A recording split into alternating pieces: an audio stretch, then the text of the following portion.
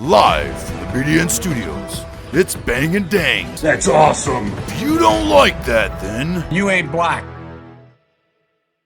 Hazelwood Massacre, this one down by Detroit, and pretty crazy as 8 individuals were shot and killed. I'm surprised there's not no more stories like this. Oh, there are. From the Detroit area. Of course there are. You know? Of course there are. This is why this is the Murder Mitten Chronicles Part 1.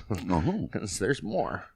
8 of them shot and killed at a house on Hazelwood Street in Detroit. Dang. It was the largest mass murder in the city's history. Yeah, police believe one of the victims, heroin dealer and pimp Robert Gardner, was the target, and that the others were killed to avoid leaving witnesses. Can't leave those loose ends. Makes sense. Police 71, further, yeah. of course. Police further believe that Gardner had robbed 2 Toronto drug dealers while they were visiting Detroit in March of '71. This happened. The massacre happened in June, and that Toronto dealers took a hit out on Gardner in revenge. It remains officially unsolved to this day. Yeah, there's some mob connections or something, right? Some organized crime going on there. Crazy. 14th of June, 1971, shortly after 4:30 a.m. 8 people were shot in the living room of an apartment at a red brick house located in 1970 Hazelwood Street in Detroit.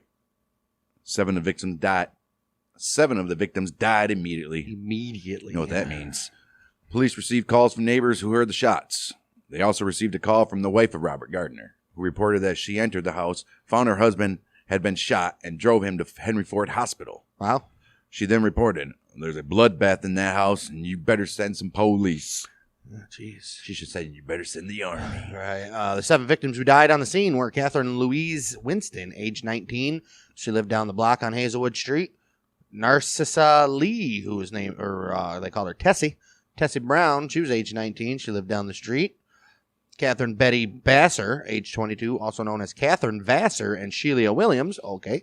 She lived on the 1600 block of Seward in Detroit. All right. Sharon Brown, age 20, also known as Jacqueline Foster. Okay, clearly these are the hoes, huh? Hell yeah. Right. And Linda Johnson was one of her names. She lived at 5618 14th Street, Detroit. Romandell Burton, age 24, of 69 Portage. He lived in Highland Park, and he was a security guard at Tiger Stadium. No shit. Carl Carrington Mounts Jr., age 27, also known as Robert Lee Go. He lived at 2708 West Grand Boulevard in Detroit. And Lloyd Taboo Tyler, 27 years old. He lived at 1975 Webb Street in Detroit. All 7 were shot in the head at close range. Cartridges were recovered from guns with 3 different calibers. Oh, shit.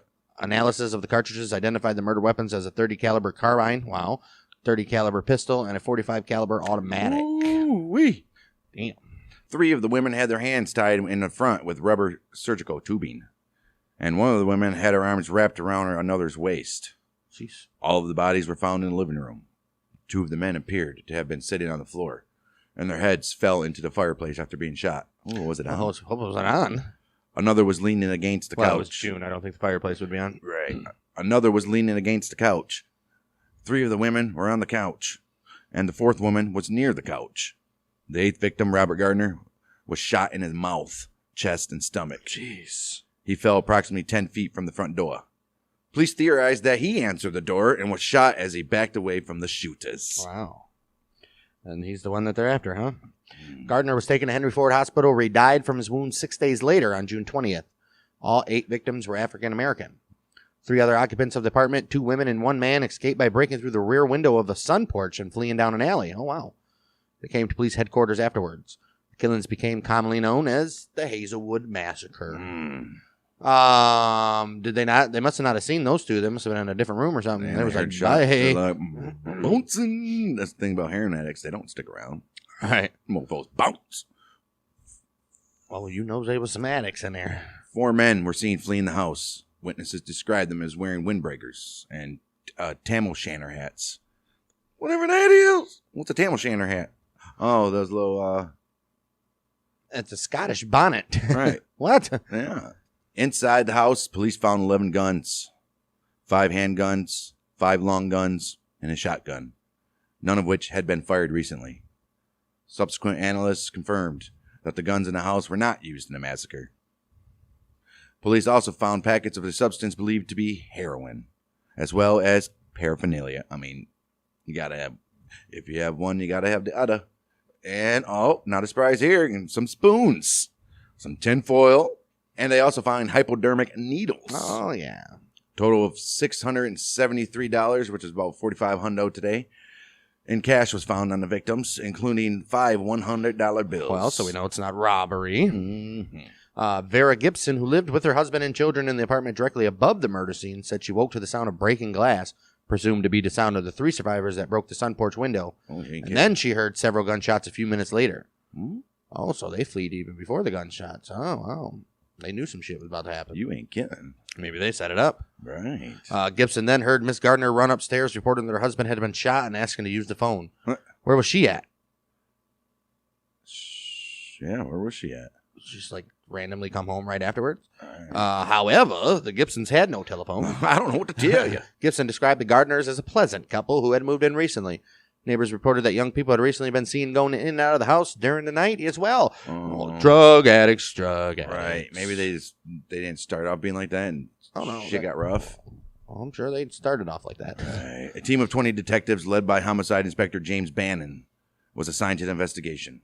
Inspector Bannon described the apartment as a suspected narcotics den. He said that the 4 of the 7 killed had criminal records for narcotics and prostitution. One of the victims, Lloyd Tyler, had multiple felony convictions, including a 1968 robbery of a jewelry store that ended in a shootout with the police. Dang. He was also a heroin addict who had been ordered to enter a federal narcotics treatment center in Kentucky. But back then, they were like, I order you to do this, but I would not enforce it. Well, we order you to, but we don't follow up. Right. And that was a condition of the probation. But it rejected him due to his antisocial behavior. Really? So he went? Apparently. And he didn't like people, so they were like, this ain't like, the place you know for what, you. Bud? Heroin's a good place for you. Right. Just drown your sorrows. Right. Well, Bannon called it an execution-type slaying. He added that they were mystified at the sedentary, even placid positions of the 7 bodies. Well, 3 of the chicks were tied up, so they couldn't have been like just sitting there like they were enjoying themselves. Right. Noting that one man was found with a cigarette in his hand and dollar bills on his lap. Really? They were probably just chilling. The chicks were probably freaking out, so they probably had to tie them up, right?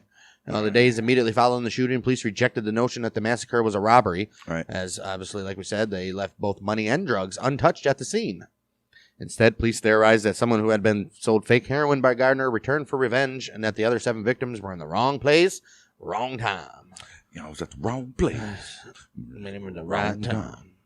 The revenge theory was supported by the discovery in the apartment of a quantity of substance that was initially thought to be heroin, but which proved to be milk, sugar, and quinine. Really? Quinine. I don't know what that is. They later began pursuing leads, indicating that Gardner may have robbed other drug dealers. So this dude is a scumbag. I hope they figure it out before they try injecting it. Does it melt down like it? Oh, it's just sugar. Ain't gonna do nothing to you. Sugar in your veins? Ain't no worse than the heroin that's going in your veins. Right? I don't know, bud. What's quinine? Quinine is used to treat malaria. What the hell? Oh, no. So it's going to get you high, probably. Maybe. Oh, well, okay. Well, it's in tonic water, so. Really? It's bitter but sweet taste, apparently. So what the hell? Yeah, it's probably safe to shoot up, right? Yes. All right. Good for them. Police later opined that Gardner was the target of the attack. Yeah. Police described the other victim as Gardner's associates, 3 dealers and 4 whores, who were killed in order to eliminate them as witnesses. Police described Gardner and another individual, Gerald Williams, as middle-rank heroin dealers. Hey, middle rank, though. Good for them, right? Right. Based on its investigation, the Detroit Free Press reported that Gardner was both a heroin dealer and a pimp. Yeah, double duty. 4 days after the Hazelwood Massacre, Williams was shot 6 times and killed at a motel on the west side of Detroit. Police believe that Williams had set up Gardner, telling the gunman where to find him. Oh, Williams, piece of garbage. Police suspected that Williams, they don't even know, they're guessing. I think they're looking for him and they found him. Maybe, we'll see. Police suspected that Williams may even have been in the apartment on Hazelwood at the time of the massacre. Maybe he was one of the dudes that ran. Oh, no, they went to the police department, didn't they? Right.